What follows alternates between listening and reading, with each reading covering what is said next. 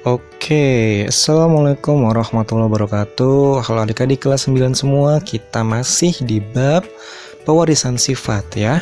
Nah, terakhir kita sudah belajar tentang bagaimana kita mencari keturunan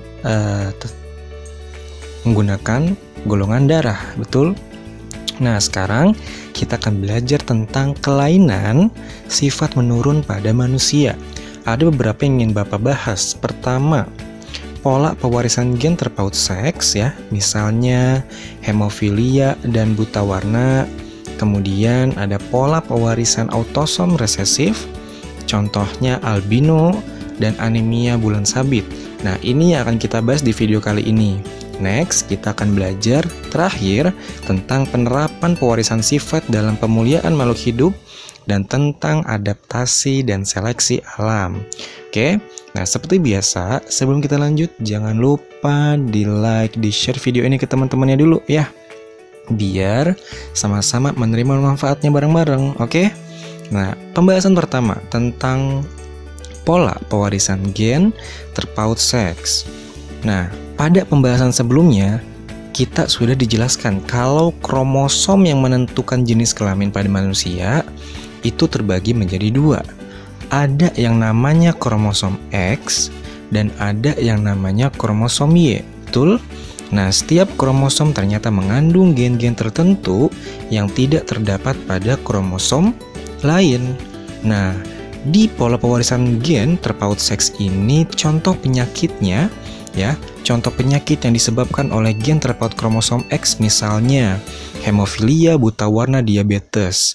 Kemudian kalau penyakit yang disebabkan oleh gen terpaut kromosom Y yang selalu diderita oleh laki-laki, misalnya penyakit hipertrikosis atau ichthyosis hystrix gravior. Wow, ribet ya bacanya. Nah, di video kali ini kita hanya akan membahas dua, yaitu tentang hemofilia dan terakhir buta warna. Oke, pertama hemofilia. Apa sih hemofilia itu? Hemofilia ini adalah penderita yang memiliki darah yang susah membeku saat terjadi luka. Jadi kalau kamu luka, darah kamu akan susah untuk membeku. Nah, bagaimana ya proses penurunan sifat dari penyakit hemofilia ini? Kita cek tabelnya dulu ya. Nah, lihat simbol-simbolnya dulu biar paham. Jenis kelamin perempuan itu simbolnya ada 3. Jenis kelamin laki-laki simbolnya ada 2. Perempuan normal itu simbolnya XH besar, XH besar. Normal carrier, XH besar, XH kecil. Carrier itu maksudnya si perempuan ini normal, sehat, tapi di dalam dirinya dia membawa penyakit hemofilia yang kemungkinan bisa menurun pada keturunannya, tapi dia normal gitu, jadi dia pembawa penyakit. Nah, next, XH kecil, XH kecil ini adalah perempuan penderita hemofilia gitu ya.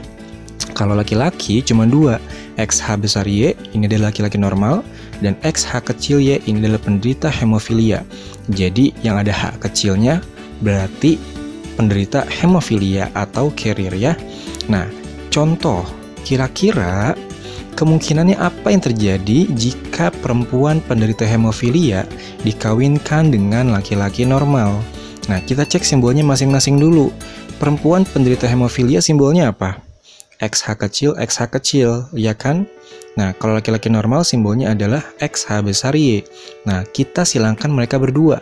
Sama kayak ketika kita menyilangkan hukum Mendel 1, hukum Mendel 2, dan penyilangan golongan darah. Prosesnya sama, parental dulu tulis. Induknya yang mau disilangkan siapa? Perempuan penderita hemofilia disilangkan, ya kan? Dengan laki-laki normal, XH besar Y. Nah, gametnya berarti cek satu-satu. Pertama, XH kecil, XH kecil. Ada berapa simbol yang sama, yang berbeda, sorry. Ada berapa simbol yang berbeda? Cuman 1 kan? XH kecil. Ya udah, tulis aja XH kecil. Kemudian yang sebelahnya ada berapa simbol yang berbeda? Ada 2, XH besar dan Y. Betul? Nah, makanya di sini gametnya ada 2. Kemudian langsung dapat F1-nya nih, generasinya, anak mereka. Caranya gimana? Silangkan. XH kecil kali XH besar, hasilnya XH besar XH kecil. Lalu XH kecil dikali Y, maka hasilnya adalah XH kecil Y. Berarti keturunan mereka adalah 50% perempuan normal tapi carrier ya. Dia normal tapi pembawa penyakit hemofilia. Nah, satu lagi, kalau laki-laki 50% laki-laki penderita hemofilia. Jadi kalau laki-laki normal yang menikah dengan perempuan yang punya penyakit hemofilia, maka anaknya kemungkinan besarnya 50% laki-laki penderita hemofilia, 50% perempuan normal carrier ya. Nah, itu hemofilia. Nah, sekarang kita masuk ke pembahasan selanjutnya, buta warna. Ya, buta warna itu bukan berarti dia tidak bisa melihat. Dia bisa melihat, tapi dengan cara yang berbeda. Ini adalah penyakit yang tidak dapat membedakan warna tertentu, gitu ya. Jadi buta warna ini nama lainnya buta warna parsial. Kalau dia tidak dapat membedakan warna tertentu. Tapi kalau keseluruhan warna, itu namanya buta warna total, gitu ya. Jadi kalau cuma warna-warna tertentu doang namanya buta warna parsial. Tapi kalau seluruh warna, itu namanya buta warna total, oke? Seperti hemofilia, kita cek tabel buta warna dulu. Nah, cek. Perempuan punya 3 simbol, laki-laki punya 2 simbol. Ini sebenarnya sama seperti hemofilia ya. Sama persis simbol-simbolnya, bedanya kalau tadi pakai huruf H, ini pakai huruf C. Gitu doang ya. Jadi cukup hafalkan satu tabel aja, tinggal ganti. Hemofilia pakai H, buta warna pakai C, oke? Nah, bagaimana ya kalau kita aplikasikan apa yang terjadi jika ada perkawinan?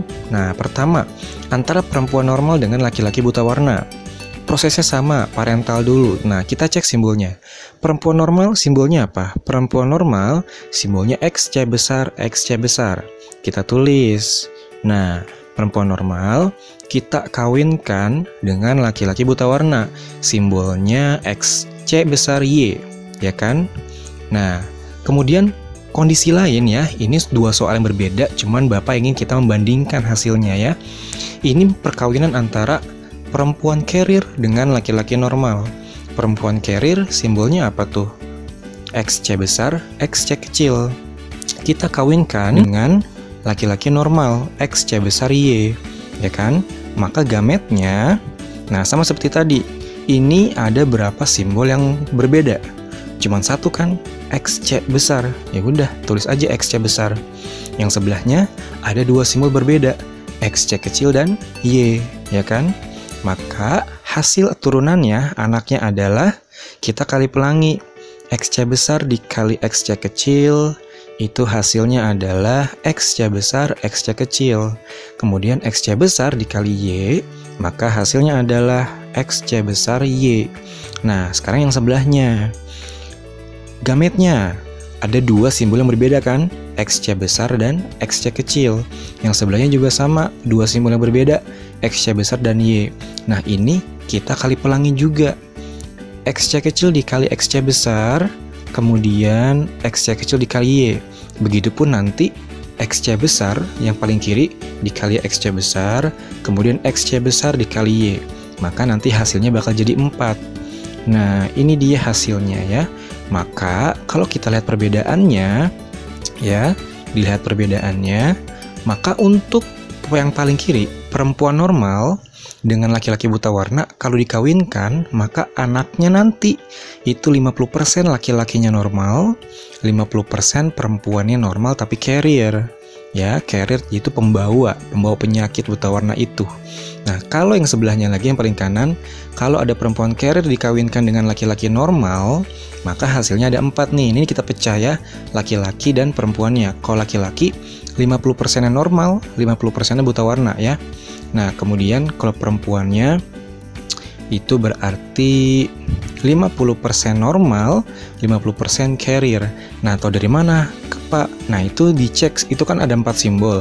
Kamu cek di tabel yang tadi, XC besar simbolnya apa, XC besar Y itu apa keterangannya, XC besar XC kecil keterangannya apa, XC kecil Y keterangannya apa gitu ya. Nah, itu buta warna ya. Pembahasan pertama sudah selesai. Kita masuk pembahasan berikutnya tentang pola pewarisan autosom resesif.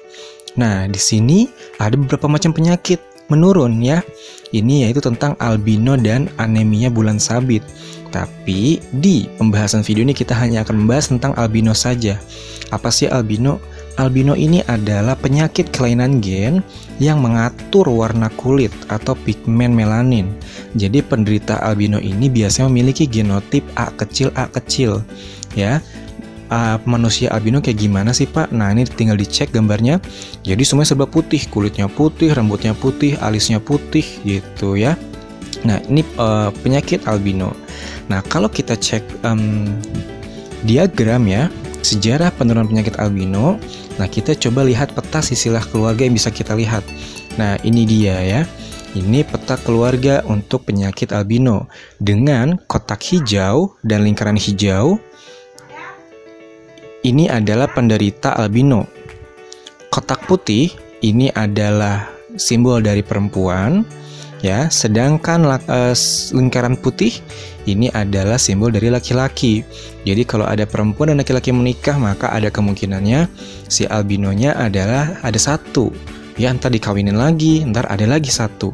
Jadi ada kemungkinan terus di setiap keturunannya, gitu ya. Nah, oke. Nah, sekian video kali ini. Alhamdulillah sudah selesai ya tentang kelainan sifat menurun pada manusia. Semoga paham. Next, kita akan belajar di materi terakhir pada bab ini, yaitu tentang penerapan pewarisan sifat dalam pemulihan makhluk hidup dan adaptasi dan seleksi alam. Ya, nanti baru kita masuk pembelajaran baru tentang bioteknologi. Wow, apa itu bioteknologi? Tunggu video berikutnya ya. Nah, sekian video dari Bapak, kurang lebihnya mohon maaf. Jangan lupa di like, di share video ini ya, biar teman-teman sama-sama paham, oke? Sekian, wassalamualaikum warahmatullahi wabarakatuh.